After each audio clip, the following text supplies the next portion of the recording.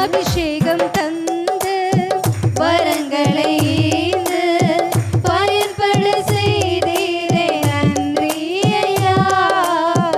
அபிஷேகம் தந்து வரங்களை ஈந்து பயன்பட செய்தீரே நன்றி ஐயா. நன்றி நன்றி ஐயா. உம்மை உயர்த்திடுவே. நன்றி நன்றி ஐயா. உம்மை உயர்த்திடுவே. இதுவரை நடத்தி குறைவின்றி